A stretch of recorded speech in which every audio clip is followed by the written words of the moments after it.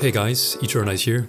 Let's talk about multiband compression. I love multiband compression and there are quite a few reasons for that. So in this video we're going to discuss those reasons and I want to show you all of the major ways that I use multiband compression. Let's jump into it. First off, the reason why I love multiband compression is that it's such a multi-purpose tool. If you get an advanced one like the FabFilter multiband, it can be used to reduce, can be used to gain, can be used to tonally shape sounds, can be used in mixing and mastering, can be used for sidechaining. It can be used all over a project. There's no type of plugin out there that's as versatile as a good multiband compressor. And as such, I have them all over my projects. So let's take a look at some examples where multiband compression can be used effectively. Hey guys, real quick, I'm gonna ask for a small favor.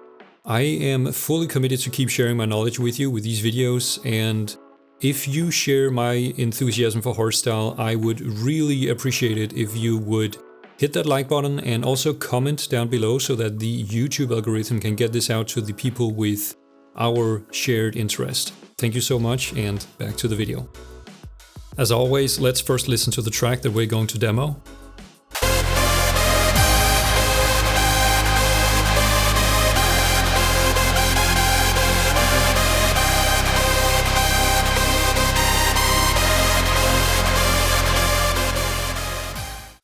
Right, so the first case of multiband compression is used in the very beginning where a hall kick is used.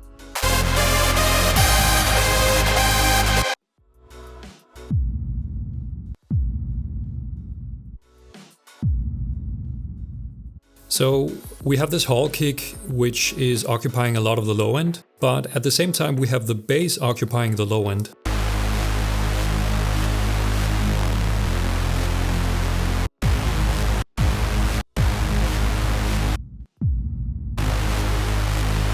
And when played at the same time, we hear some masking. So the first thought here is sidechaining, right? If we sidechain the hall kick to the bass, we can reduce the volume of the bass while the hall kick is active. But the problem here is that our bass also has a lot of high energy in it. And if we use a regular compressor to sidechain, the high frequencies will be reduced as well, which we don't want. And this is where multiband compression comes in, because with multiband we can choose to only sidechain the low end, so it's only the low end that is being reduced while the hall kick is active. Let's listen to it with and without the sidechaining.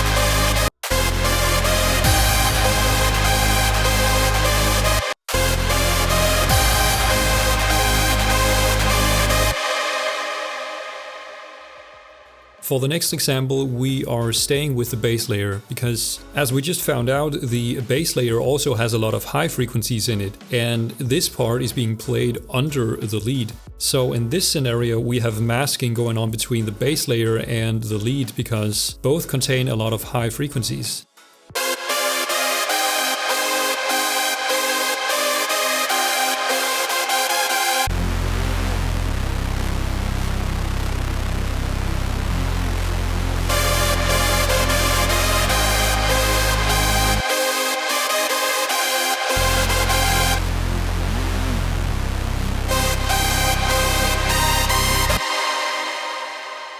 Once again, using a normal compressor here would not be an option because that would just reduce the overall volume of the bass layer, including the low end, which we do not want. We want our low end to be consistent during the lead, right? So what can we do? We can use a multiband compressor to only target the high frequencies to be reduced while the lead is active. This way we don't touch the volume of our low end in the bass, so that will stay consistent during the lead. Let's listen to it with and without this sidechaining on the bass layer.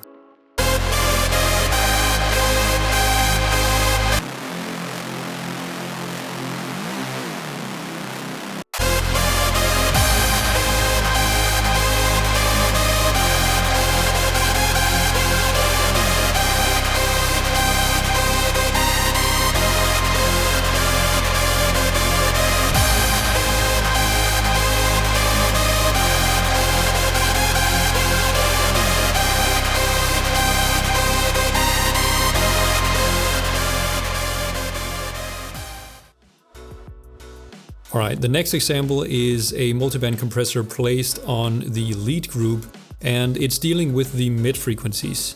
If we analyze the lead, and this will be the case with pretty much any lead, the mid frequencies are heavily occupied. And if you think about it, it's very likely that all of your individual lead layers contain information in this area of the frequency spectrum. So sometimes it can be a good idea, like in this case, to tame or control the mid frequencies with a multiband compressor. So what happens is that all of the sounds are coming into the group and into the multiband compressor, and then we let the multiband compressor deal with this frequency area to compress it and make it more sonically consistent. Let's listen to it with and without the compression.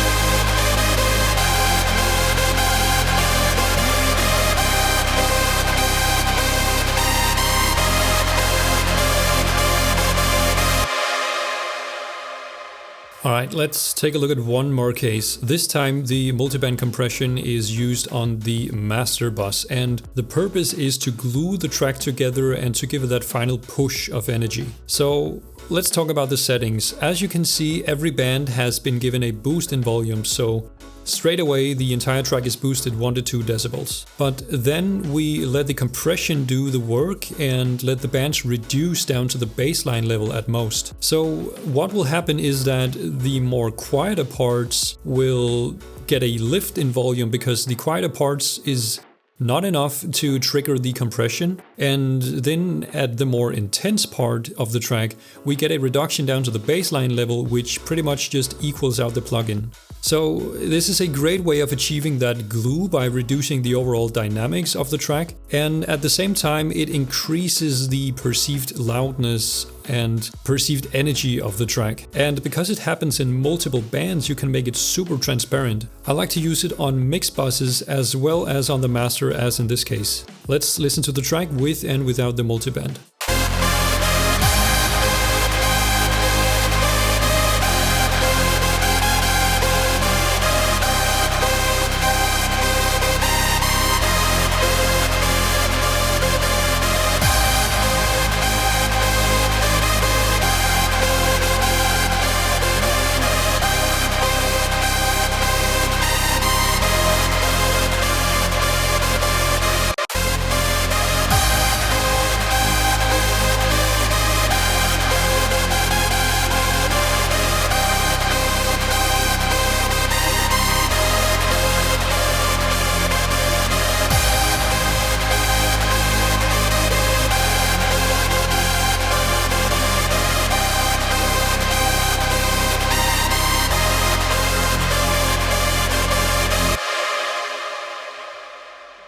Alright guys, that's all I had for this video. Thank you for watching. Don't forget to like, comment and subscribe, and I'll see you in the next video.